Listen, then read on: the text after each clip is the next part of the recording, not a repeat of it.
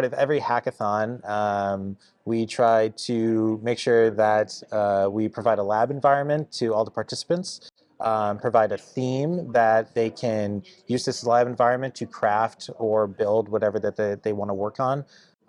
Additionally, foster team building to get this educational mission reaching multiple attendees. You can come into the hackathon with little to no experience with network engineering, coding, or even a technical background at all, and we want to make sure that this environment is always a welcoming and safe space for people to share their knowledge, ideally, across teams, or if they want to work individually as well. So yeah, in general, we try to help organize and achieve NANOG's educational mission by putting on the hackathon in general and making sure that everybody's having a good time. Chris, tell me about your experience so far at Hackathon. Okay. I've been coming to these hackathons first as an attendee and then as part of the subcommittee for a number of years. What I've really noticed about it is that you get a lot of exposure to new ideas. I've been in this business for over 20 years.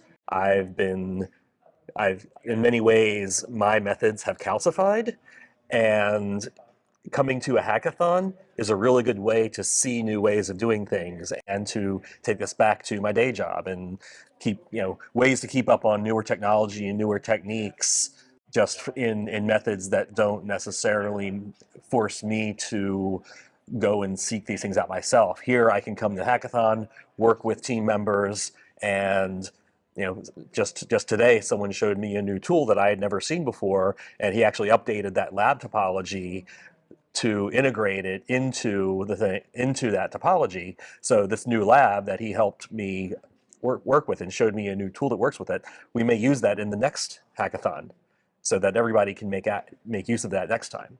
I look at these tools and I think about how I can then array them back when I go back to my day job as well. Absolutely. That's so cool to hear that perspective of even like this, you never stop learning, no matter. No, you can't. Where you this is not a business where you can afford to stop learning. There's just so much development, so much innovation. People think of networking as wires, just hardware, switches, old, telecom. Looking from the outside, it seems like a very boring area of technology, and it is not. And coming here and seeing that is one of the things that reinforces that. Why is it not boring? Because a lot of things are changing. So a couple people at the table I was at, we were talking about, remember when this was the fastest you could imagine doing things? Or remember when 1.5 megabits was an amazing speed? Now that's nothing. 100 gigabits per second is now the norm for an enterprise network connection. There are tons of advances in the technology and hardware, software, automation and management, and that's really the focus of what we're doing here at the hackathon, is using new software techniques to help manage fleets of network devices, routers, servers, monitoring. There's so much innovation, and it's very hard, it's too much for one person to keep track of. So being exposed to all of this different innovations as people pick up different things. You've got people from college page programs and bringing server systems know-how into the network space, because a router, a network switch, a network device, they're becoming indistinguishable from other systems, from servers. They're all running Linux under the hood, they just have to have more Ethernet ports on them. So a lot of the same techniques apply, and we've been learning that more and more over time. It's been going on. 10, 20 years ago, routers, switches, network devices were very, very purpose-built, but we're seeing that wall coming down very quickly between the techniques that are used by network engineers and the techniques that are used by system engineers and sysadmins. So seeing those technology families merge together has been pretty interesting to watch. But it also means that we have to learn our new tricks.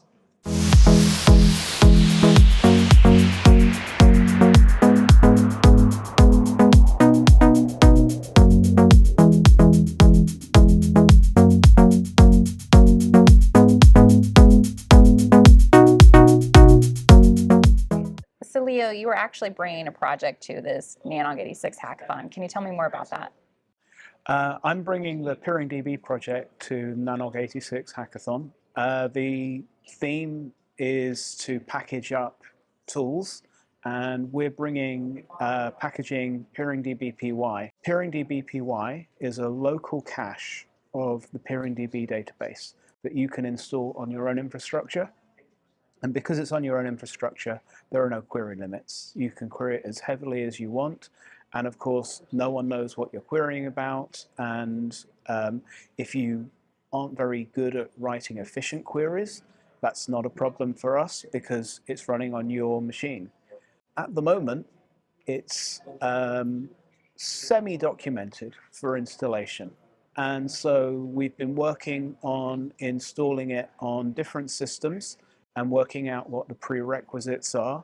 And I've written a little 300-word how-to that will help people get going if they want to install PairingDBpy on their local infrastructure. So what have been the conversations and questions that participants have asked you today? So we've had conversations about using API keys. We've had conversations about what PairingDB is. And we've also discussed installing it on different operating systems. So what's been the most challenging part of this? The challenging part is to integrate everything and make like a proof of concept. So because when you integrate multiple tools, few things don't work. So that was a challenging part. So how do you overcome those challenges?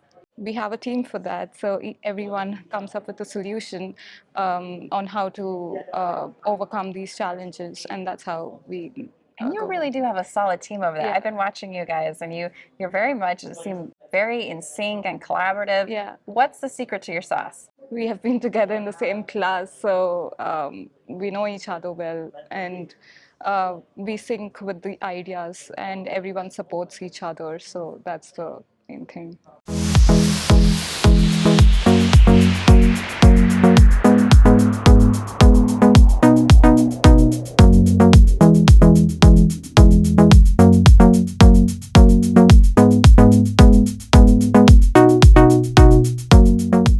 So Barry, this isn't your first hackathon. Tell us about how many hackathons you've actually participated in.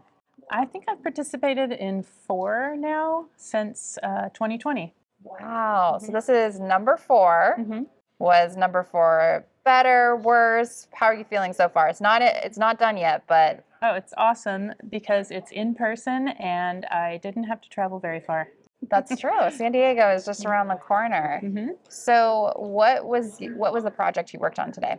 I'm helping Sean with, he had a network path tool idea where he wanted to calculate shortest path on a bunch of paths and make sure they were diverse. And what did you learn during that experience?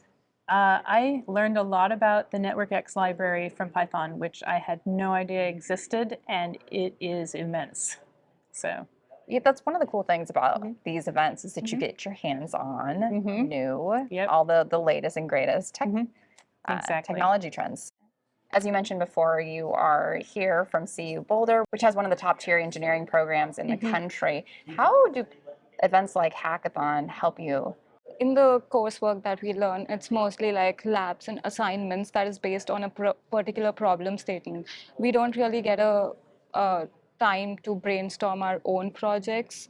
So when we come to hackathons based on the theme, we come up with new ideas of how those can be helpful in the industries. So that gives kind of an entrepreneurial start for developers or anyone who are students or anyone of that sort who wants to start their own project. Anything you're going to do differently next year? I'm not sure. It's going to depend on what PairingDB needs to do in what project we bring, and also what the theme is from NANOG. But we will come back with another project, I'm sure, and we'll try and make it relevant and hope that people enjoy working on it. Has there been any lessons over the years where you were just like, you know what, this doesn't work. This is how we're going to do it from now on? I think the thing that I learned the second time was that it's not all about developing software. It's really about meeting people and getting a little bit of progress on a project, even if you don't get code that can be deployed. And so it's not that you have to be a software developer. Like today's project is about working out what you need to install some existing software.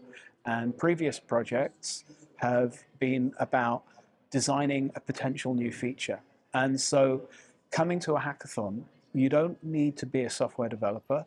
You can be someone who just understands this industry or wants to learn about this industry, and you can have a positive impact at the hackathon. You don't necessarily traditionally think about like how important it is to network and make those professional connections. Can you talk more about that? The hackathon here today, and also at the last NANOG, you know, we've got students and we've got really seasoned professionals who have been in the industry for decades.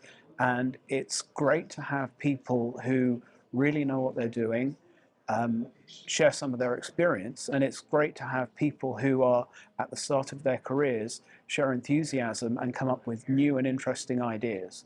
And so that meeting of minds is really valuable, because the people who are coming at the start of their careers are the people who are going to be here in 20 years' time. Any closing words? Don't forget to have fun. Bring your brains, but also bring your sense of humor, your whimsy, enjoy this event.